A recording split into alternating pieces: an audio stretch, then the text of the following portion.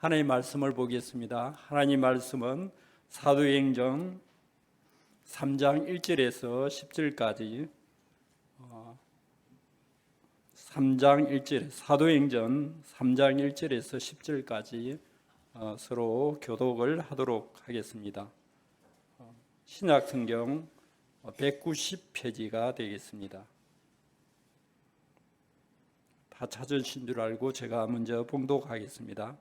제9시 기도 시간에 베드로와 요한이 성전에 올라갈 시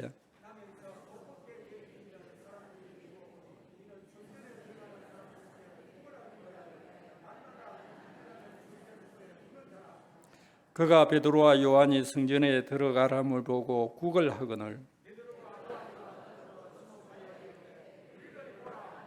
그가 그들에게서 무엇을 얻을까 하여 바라보거늘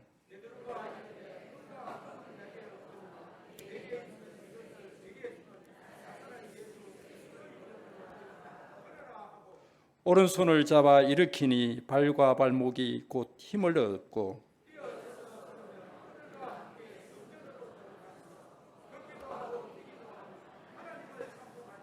모든 백성이 그 걷는 것과 하나님을 찬송함을 보고 그가 본래 성전 미문에 앉아 구걸하던 사람인 줄 알고 그에게 일어난 일로 인하여 심히 놀라게 여기며 놀라니라. 이 시간은 주목하라라는 말씀을 가지고 전믹수 목사님께서 하나님의 말씀을 전해 주시겠습니다.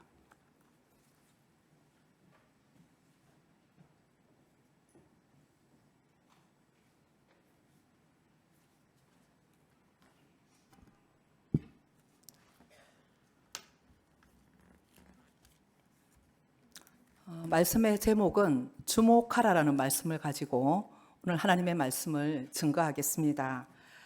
초대교회는 오순절 마가다락방에서 벌어진 그 성령 강림 사건 이후에 복음이 폭발적으로 확산이 되었습니다.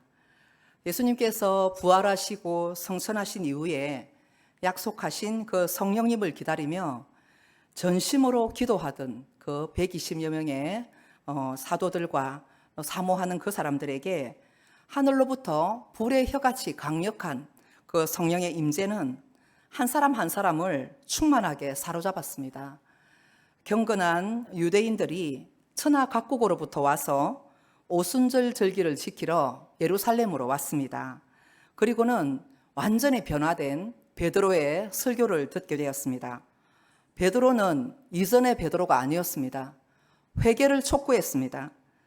예수님의 이름으로 세례를 받고 죄 사함을 받으라고 선포했습니다. 너희가 그렇다면 성령의 그러한 선물을 받게 될 것이다. 이러한 설교를 통해서 이 말씀을 받은 사람들이 믿고 세례를 받았습니다. 그래서 이 초대교회는 순식간에 그 성도의 수가 3,000명이나 더하는 놀라운 역사가 일어났습니다. 성령으로 태동된 이 예루살렘 교회는 성령의 뜨거운 열기로 인해서 넘쳤고 그 성까지 전체에 큰 기쁨과 술렁임이 일어났던 것이죠.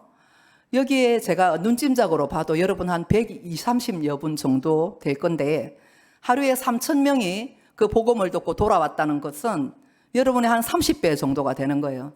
그래서 그 모두가 솔로몬 행각에 모여서 그 복음을 듣고 가슴을 치고 성령의 그러한 세례를 받았던 것을 우리가 짐작할 수 있는 것입니다. 또한 선포되는 말씀을 통하여서 사도들로 인하여서 민간에 기사와 표적이 많이 나타난 것입니다. 그래서 말씀에 근거하여 병고침과 그리고 많은 기사들이 일어나게 되었어요. 그랬더니 이제 오순절 절기를 다 마친 사람들이 유대인들만 있는 것이 아니고 천하 각국에서 왔다 그랬잖아요. 그래서 아프리카에서도 오고 또 오늘 나누었던 레바논, 시리아 쪽에 그 위쪽에 터키 지역, 길리기아, 이런 밤빌리아 여러 지역에서 사람들이 왔어요. 와서 그 절기를 지키고 이제 자기 집으로 가야 되는데 은혜가 너무 충만해서 그 자리를 떠나기 싫었던 것입니다. 그래서 그들이 예루살렘에 머무르면서 계속 그 말씀을 또 듣기 원하고 또 그곳에서 계속 기도하기 원하고 사도들의 가르침을 따라서 너무너무 성전에서 떠나지 않고 은혜를 사모했던 모습을 보게 됩니다. 놀라운 도시적인 변화지요. 그런데 문제가 뭐냐면은 사람들이 수천 명이 지금 더 했다 그랬잖아요. 그러면 먹고 자는 것이 문제죠. 그래서 우리 교회도 만약에 계속해서 어떤 기약 없이 계속 은혜의 불이 장대영 교회처럼 막 붙어나면 다 좋은데 밥은 누가 하냐고요. 잠은 어디서 자냐고요. 교육관에서 하루 이틀이지. 그런 문제가 발생했던 것입니다. 그런데 놀라운 변화는 뭐냐면 이들이 보통 불을 받은 게 아닙니다. 정말 성령의 그 강력한 불을 받은 사람들이 변화가 일어났는데 그것이 뭐냐면은 내 소유를 내 것이라고 주장하는 자가 없어졌다는 거예요. 와, 이 사람들이 지금 은혜를 받으려고 이래 왔으니까 내가 내 소유를 팔아서 이들을 공개해야겠다. 그런 마음이 들었던 겁니다. 그래서 자기 돈 안 아까운 사람은 없을 텐데 어떤 사람들은 집을 팔고, 여러분 집 팔았답니다. 어떤 사람들은 밭을 팔고 땅을 팔고 이렇게 해서 사도들의 발 앞에 그 소유를 다 갖다 바쳤어요. 그건 뭐냐면 베드로 사도님 쓰세요 그게 아니고 하나님 앞에 드린 거죠. 그래서 이 사람들이 은혜 받게 하는데 어떤 내가 마중물이 됐으면 좋겠다라는 그러한 취지로 사람들이 막 갖다 바치기 시작했던 것입니다.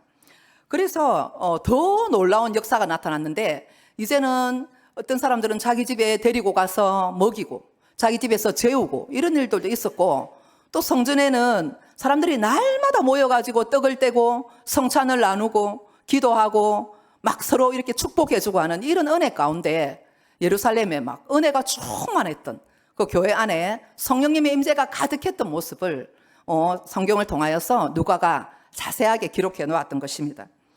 그런데 그러한 여건을 배경으로 하여 오늘 사도행전 3장에 보면은 1절에 보면 베드로와 요한이 제9시 기도 시간에 성전에 올라갔던 것을 보게 됩니다. 이제 우리 교회도 일주일에 1시간이라도 전교인 본당 릴레이 기도를 선포했잖아요. 어떤 분들은 집도 먼데 날마다 오라고 못 온다 이렇게 말씀하시는데 일주일에 적어도 1시간입니다. 한 번은 올 수 있겠죠. 새벽에 오시든 수요 예배 전에 1시간 기도하시든 안 그러면 낮에 시장 가다가 잠깐 기도하시든, 나는 2번 올 수 있다면 2번도 좋습니다. 나는 매일 올 기다. 그런 분은 매일도 좋아요. 그래서 어쨌든 하나님 앞에 정한 시간을 가지고 이렇게 성전에서 마음을 정하고 뜻을 정하여 기도하는, 공동의 제목으로 기도하는 그 내용이 중요하다라는 것이죠. 이와 같이 이 사도 두 사람이 다 뜨거웠지만 여느 때와 다름없이 이제 그 성전 미문을 통과하려고 왔습니다. 그런데 미문을 왜 지나가냐면은 미문을 통과해야만이 솔로몬 행각으로 가는 길이에요. 그래서 지나갔어요. 예루살렘 성전에는요, 이 미문만 있는 것이 아니고 많은 문들이 있잖아요. 양문도 있고 어문도 있고 분문도 있고 미문도 있습니다. 그래서 양문은 주로 양들이 이렇게 데리고 목적을 따라 드나들고, 어문에는 생선이나 뭐 이런 그런 걸 좀 드나들고, 그리고 분문은 사람들의 배설물을 또 이렇게 내가고 해야 되잖아요. 그렇게 용도를 가지고 했다면 미문은 솔로몬 행각으로 가는 길이에요. 그래서 그 문을 통과해서 예배드리기 위하여서, 제사드리기 위하여서 이 미문을 수많은 사람들이 통과했던 것을 알 수가 있습니다. 그런데 왜 달리 미문이라 했겠습니까? 아름다울 미자, 그죠? 문자, 그렇잖아요. 그래서 굉장히 아름다운 문이었다는 것을 짐작할 수가 있는데, 기록에 보면은 20m가 넘는 정말로 아름답게 꾸며진 그 문으로 많은 사람들이 바리새인도 지나가고 사두개파도 지나가고 다 그 예배드리기 위하여서 그 문을 통과했던 것을 볼 수가 있어요. 그런데 아이러니하게도 이 아름다운 미문 앞에 거지가 한 사람 밤낮 있었다는 사실, 해지도록 이 거지가 정말 이렇게 상치되고 대치되는데 있었던 거예요. 그래서 성경을 기록해 놨습니다. 이 사람은 의사인 누가의 눈으로 봤을 때 하반신 장애를 가진 안전뱅이로 어머니 뱃속에 있을 때부터 그렇게 태어난 사람이다, 이렇게 기록을 해놨던 것을 볼 수 있어요. 그래서 이 안전뱅이는 스스로 한 번도 걸어본 적이 없이 나이가 한 40세 정도라고 나중에 나오는 걸 봐서 이렇게 오랜 시간 동안 남의 도움으로 살아갈 수밖에 없는 불쌍하고 비참한 인생이었던 거죠. 그래서 누군가가 이 안전뱅이 거지를 업어다가 미문 앞에 두면 이 사람은 제사 드리러 드나드는 잘 차려입은 그 사람들 앞에서 소리를 쳤겠죠. 한 푼 줍쇼. 적선 좀 하고 갑쇼. 이렇게 했겠죠. 그래서 좀 죽게 생긴, 우리 강부열 전하는 것처럼 온유하게 생긴 분이 지나가면 소리를 더 크게 지르고 막 달라고 이렇게 했을 것 같습니다. 그런데 어느 날 이 베드로와 요한이 똑같이 미문을 지나가요. 정한 시간에 늘 기도했던 걸 보게 됩니다. 그래서 제9시 기도 시간이면 유대인의 시간으로 하면 플러스 6을 해서 오후 3시가 됩니다.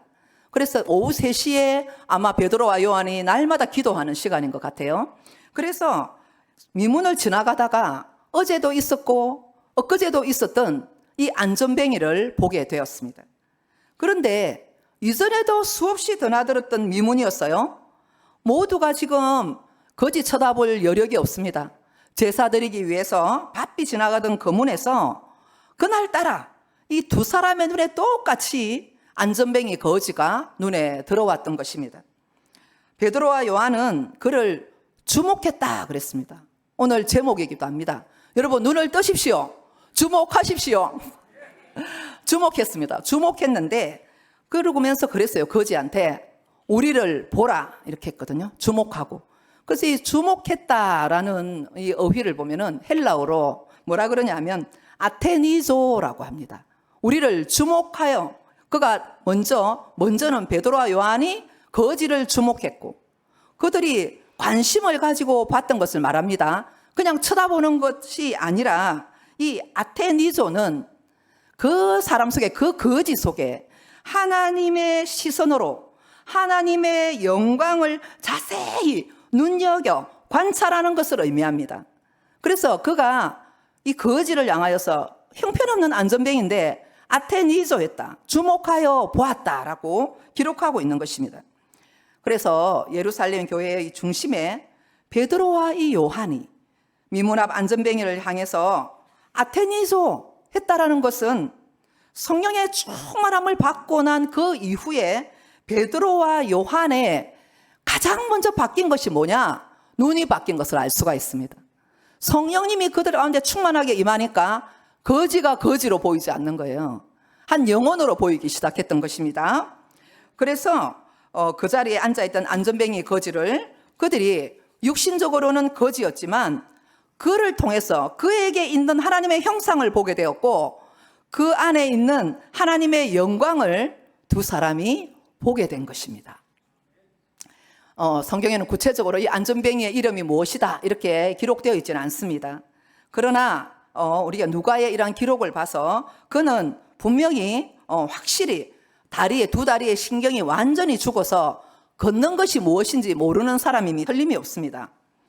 그는 누군가가 날마다 업어다가 기계적으로 앉혀놨다가 해가 지면 업어서 데리고 가고 그래서 그냥 앉아 있으면 돈을 한 푼이라도 더 벌어야 입에 풀칠하고 사는 사람이었거든요. 그래서 자기의 의지와 상관없는 불행한 삶을 살아가는 사람이었던 거죠. 우리는 이 성경을 보면서 불쌍하네. 그 정도가 아니죠. 주님은 이 광경을 자세하게 누가를 통하여 기록하게 하시면서 이 모습이 바로 너의 모습이다라는 거예요. 이 모습이 바로 너의 모습이다. 이 안전뱅이의 모습이 네가 예수 그리스도를 믿기 이전의 너의 모습, 너가 구원의 주님을 만나기 전에 너의 모습이 바로 불쌍한 내 힘으로 스스로 그 죄의 담을 헐어버리지 못하고 죽을 수밖에 없는 그 존재가 바로 너였다라는 것을 오늘 말씀해 주시는 것입니다. 우리의 상태입니다. 우리가 날 때부터 마치 신경이 죽었던 아담 이후에 범죄하여 허물과 죄로 완전히 죽었던 우리 존재였는데 오늘 하나님께서 우리를 향하여 아테니조 해주신 것을 믿으시기 바랍니다. 이것이 은혜라고 합니다. 그죠? 그런데 이 베드로와 요한이 이 거지에게, 볼품없는 거지에게 아테니조 하면서 그가 무엇을 했습니까? 거지가 쳐다봤어요. 뭘 좀 줄까 싶어서. 왜 저렇게 나를 빤히 쳐다보는 거야? 한 푼이라도 더 얻으려고 이렇게 눈을 동그랗게 뜨고 있는데 그들이 딱 말했어요. 베드로 요한이. 금과 은은 내게 없다. 없죠? 여러분도 없죠? 금과 은은 내게 없노라. 다만 내게 있는 것을 내게 주노니 곧 나사렛 예수 그리스도의 이름으로 일어나 걸어라. 아멘. 이 놀라운 증언을 선포를 두 사람이 했던 것입니다. 그러면서 이 안전뱅이를 향하여 오른손을 내밀어서 한 번도 걸어보지 않은 이 사람을 향하여 잡아서 일으켰어요. 일어나 걸어라. 안 일어나면 어떡할까요? 두 다리가 지금 뻣뻣해서 정말 힘없이 달려있는 두 다리가 어떻게 되겠습니까? 그런데 예수 그리스도의 이름으로 선포하면서 반드시 일어날 줄로 믿었던 것입니다.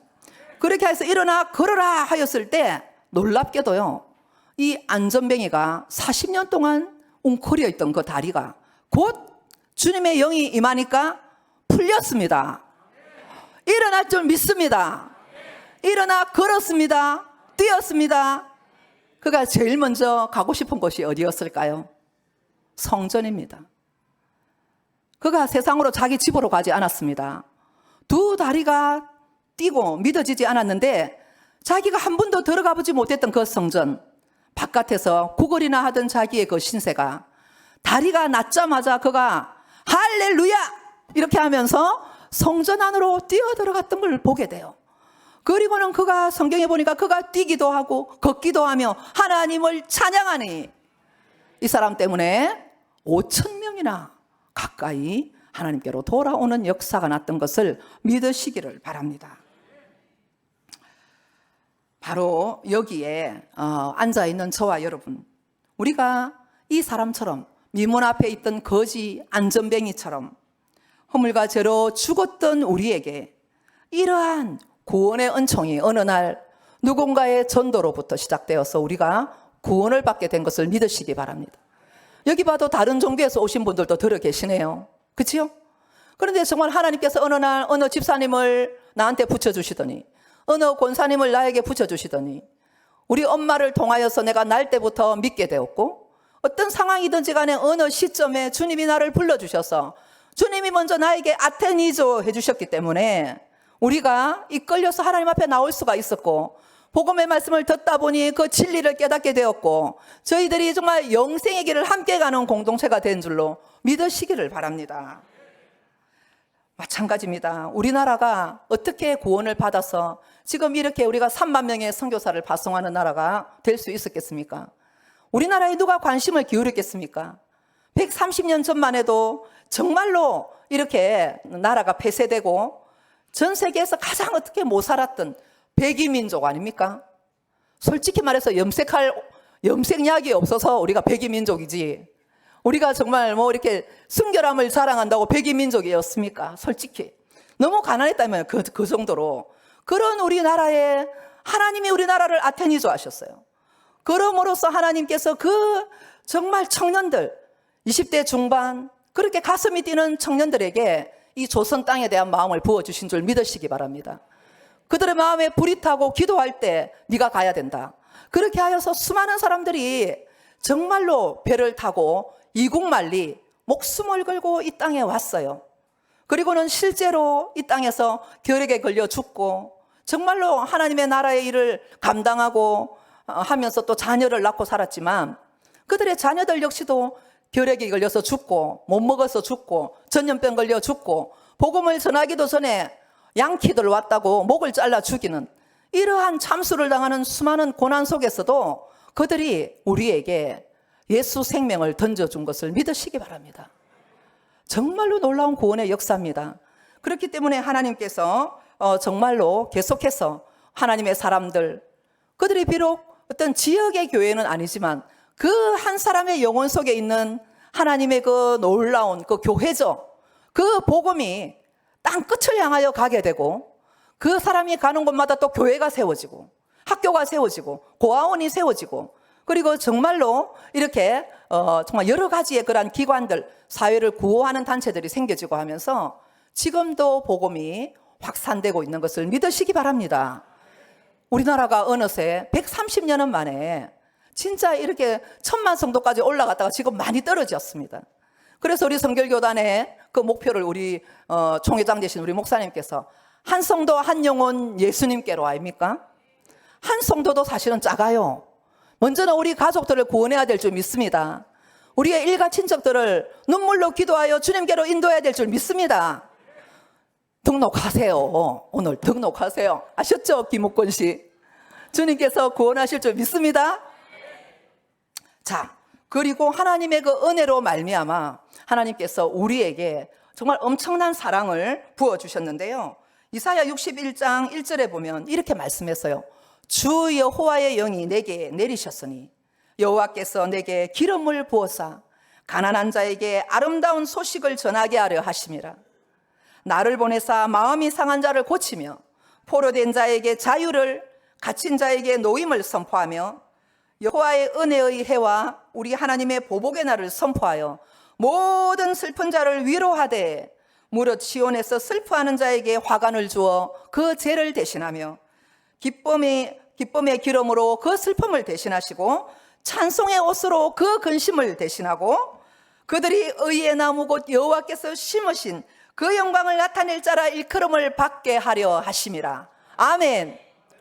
먼저는 예수님에게 이와 같은 성령의 기름 부으심을 허락하셔서 구원의 역사를 그 메시아로 하여금 이루게 하셨지만 이 놀라운 구원의 복음은 그 바톤을 이어받은 저와 여러분의 몫인 줄 믿으시기 바랍니다. 여러분, 성령님이 여러분에게 충만하게 임하기를 정말 원하시죠? 그러면 하실 일이 하나 있어요. 복음을 전하는 곳에 성령님이 임하십니다. 아멘이십니까? 복음은 들어가면 반드시 저항을 받게 돼 있어요. 여러분의 가정에 아무도 안 믿는데 한 사람이 예수를 이렇게 제대로 안 믿으면 별로 저항이 없어요. 진짜 예수쟁이가 됐다면 그때부터 저항이 오기 시작합니다. 그러면서 그 저항을 이겨나갈 때 영적인 그러한 권력이 생기고 그 가정의 구원의 복음이 아주 약한 그 한 알의 씨로 말미암아 그 어느 새 양가가 전부 다 복음화되는 역사를 보게 되잖아요. 이와 같이 누룩과 같이 주님께서는 정말 우리 작은 아주 미미한 그러한 연약한 자로 보이지만 한 사람 속에 제대로 복음의 씨가 심겨지면 큰 나무가 되고 숲이 될 줄로 믿으시기 바랍니다. 너무나 감사해요. 저희가 이번에 국내 단기 선교를 기점으로 하여서 지금 계속 올해 국내외 선교를 진행 중에 있습니다. 보면은 이 땅에 우리가 정말 대한민국의 현실을 보더라도 참 끔찍하게 우리나라가 끊임없이 지금 실험하고 있는 이 포괄적 차별금지법이라든지 그리고 정말 동성애와 마약이 이제는 정말로 걷잡을 수 없이 우리 젊은 세대들 중심으로 확산되고 있어요. 그래서 이것이 정말 우리가 정말 나중에는 호미로 막을 걸 못 막지요. 그렇기 때문에 이 시점에 우리가 정말 기도하고 계몽해야 될 줄로 믿습니다. 그렇기 때문에 교회가 외치지 않으면 항상 이 어둠의 세력은 한 발 한 발 타고 들어와서 나중에 젊은이들을 장악하면 할래야 할 수 없는 때가 올 수가 있습니다. 그래서 우리가 아직 기회가 있을 때 더 많이 기도하시고 우리 다음 세대들도 이 심각성을 알고 제가 오늘 초등부에 가서 너희들이 기도해야 된다. 어른들 기도만 믿지 말고 아이들이 해야 된다 했어요. 너가 문제다. 우리는 좀 살 만큼 살았다. 어쩔래? 그렇습니다. 정말 심각한 거예요. 그래서 정말 본인들도 기도하고 이 나라가 이렇게 위기고 동성애와 마약이 정말 창궐해가는 이 어두운 시대에 너희들이 정말 지금 기도해야 된다. 청년들이 기도해야 된다. 이거죠. 하나님이 그것을 원하세요. 그렇게 해서 정말 순교적인 각오로 우리 다음 세대와 청년들이 무장될 때만이 이 세상을 이기고 죄를 이기고 사탄 마귀를 대적하여 이기게 될 줄을 믿으시기 바랍니다. 그래서요, 우리 교회는 이제 보니까 대연동에 있어요. 그래서 하나님의 관점으로 보면 천국의 본점이라면 하나님의 관점으로 보면 지점입니다. 우리 교회가 대연 지점인 줄 믿습니다. 그래서 주님은 오늘도 주님의 그 지상 복음을 그 명령을 감당시키게 하기 위해서 지상의 곳곳마다 전 세계에 교회를 세워서 하나님의 일, 천국 본점의 일을 대행하게 하시는 줄 믿으시기 바랍니다. 그래서 우리 교회는 이 사명을 감당하기 위해서 이제 코로나 해제 이후에 국내에 단기 선교팀을 지금 파송 중이잖아요. 저희가 먼저 1차로 국내 선교팀이 3박 4일 동안 효리성결교회 선교를 통해서 테이프를 끊었습니다. 지금은 청년부를 중심으로 해서 인도네시아 말랑 지역에 가서 사역을 활발하게 우리 청년들이 정말 그렇게 뜨겁게 어린이들 사역과 또 현지 사역을 감당하고 있는 것을 보게 되고 계속 중보기도 중이지 않습니까? 곧이어서 8월 2일에는 또 일본 단기 선교팀이 또 백부 지역을 향하여 가게 되고 이어서 또 베트남 선교팀이 복음과 사랑을 들고 또 사역을 감당하기 위하여서 호치민으로 가게 될 것입니다.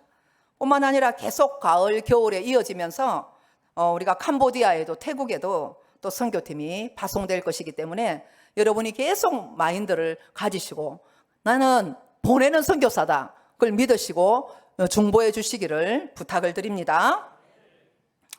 우리 예수님께서 하늘의 선교사로 구약시대 때는 요나가 니느웨로 가라는데 가기 싫다고 버티다가 정말 물고기한테 잡아먹혔다가 다시 살아나서 요나가 근근히 가서 복음을 전했어요. 그런데 우리 예수님은 하늘에서 땅까지 친히 내려오신 선교사인 줄로 믿습니다. 그 주님의 소망이 뭐냐? 내가 하늘을 보좌를 버리고 왔잖아? 이제는 너희들이 갈 차례다 그겁니다. 그래서 내가 너희를 세상에 보내노라. 이것이 요한복음의 사실 우리를 메신저로 보내는 게 핵심 아닙니까? 선교는 그런데 저희들이 정말 느낀 게 뭐냐면은 우리는 현장에 가 있는 사람들은 보병이거든요. 그런데 포병의 직역 그 뭡니까? 우리가 그 지원을 받아야 선교가 정말로 승리하게 될 줄로 여러분 믿습니다. 저희들이 이번에 정말 실감했거든요. 여기에 부산에 출발할 때만 해도 비가 많이 와가지고 장로님 맞지? 비가 와가 걱정들 다 하시더만요. 짐 날라주면서 웃잖아 이러면서. 그런데 저희가 그 예보도 다 거기 비가 온댔거든요. 그렇게 해서 차를 타고 가면서 우리 서울 은혜도 나누고 도착했는데 날씨가 너무 좋았습니다. 첫째는 하나님이 일하시는구나. 이거를 진짜 느낄 수 있었던 게 날씨였습니다. 그 전주만 해도 34도가 올라서 너무 더워서 할머니들 좀 연세가 많으셔가지고 올까 걱정을 했대요. 목사님도. 너무 더워서. 그리고는 희한하게 그 전주에 그 동네가 양파 농사를 짓는 곳인데 양파 수확을 할머니들 일당이 13만 원이랍니다. 15만 원 받는 분도 계시고 그래서 그 돈 벌어 가야 돼서 절대로 안 온답니다. 전복 삼계탕 먹으러 안 온대요. 그런데 그 전 주간에 다 마쳤더라고요. 마치고 어째 알고 왔는겨 요거죠. 그래가지고 길에다가 양파를 다 쌓아놓은 거예요. 그래서 양파 되게 많네 이렇게 그냥 생각만 했는데 정말 하나님께서 그 시기도 저희들은 농번기가 언제고 이런 거 도시 사람이라 잘 몰라요. 그런데 하나님이 그 날짜를 잡게 하시고 한 주만 늦어도 또 장마가 와가지고 또 이 핑계 저 핑계로 못 올 상황인데 날씨를 하나님이 주장하시고 정말 1년에 며칠 없는 그런 맑은 날씨 있죠. 바람이 너무너무 선더선더 불고 진짜 우리가 야외에서 이장님이 도와주셔서 텐트를 치고 옥수수 밭을 보면서 먼 산을 보면서 정말 이렇게 시원한 바람 속에 다 파마를 이래 했다 아닙니까? 우리 저 팀들도 머리 커트하거나 염색 파마 안 한 사람 없이 전부 다 해왔어요. 저도 자원 반, 붓들려서 반 이렇게 해서 파마 잘 나왔습니까? 정말 하나님의 은혜인 줄로 믿습니다. 정말로 저희가 한 10수년 전에만 전도를 떠날 때만 해도 우리가 요즘의 전도의 전략과 좀 이렇게 그런 것들은 바뀔 수가 있잖아요. 그 당시에는 집집마다 축호 전도를 하고 가정가정마다 선물을 들고 찾아가서 전도해서 집회에 오세요 이런 방법을 많이 썼어요. 그리고 사거리에서 커피 전도를 하거나 수박 전도를 하면서 이렇게 불러서 파티로 이렇게 모셔서 축제를 했는데 지금은 조금 달라졌어요. 코로나를 겪으면서 시골 사람들이 우리보다 더 잘 사람이 많다 하더라고요. 돈이 많대요, 할머니들이. 그래서 돈으로는 잘 안 된답니다. 그래서 이제 저희가 생각했던 게 정말 기도도 하면서 준비를 하면서요. 생각했던 게 뭐냐면 그들이 좀 뭔가 혜택을 줄 수 있는 전도를 해야 된다. 그렇게 해서 했던 게 이미용입니다. 그래서 우리 교회 참 헤어 디자이너 진짜 잘하는 분들이 가게 문을 닫고요. 회비를 내고 그렇게 해서 가셨어요. 3분이나 가셨습니다. 그리고는 보조를 한 번도 안 해보신 우리 집사님, 권사님들이 보조를 너무너무 잘하시더라고요. 진짜 척척 손발이 맞아서 이렇게 3명씩 한 조씩 되어서 정말 그곳에서 이렇게 파마도 하고 염색도 하면 또 루트를 빨아다가 또 대령하고 이렇게 해서 정말 수많은 사람들을 머리를 했습니다. 그래서 참 감사하게도 진짜 66명이 와서 접수를 받았는데 불신자가 50명이 왔어요. 그래서 그분들의 명단을 목사님께 넘겨드리고 이제 목사님이 한 분 한 분 이제부터는 우리가 시작입니다 이렇게 말씀하시고 너무나 기뻐하셨어요. 그래서 우리가 이런 과정을 보면서 우리는 진짜 통로구나.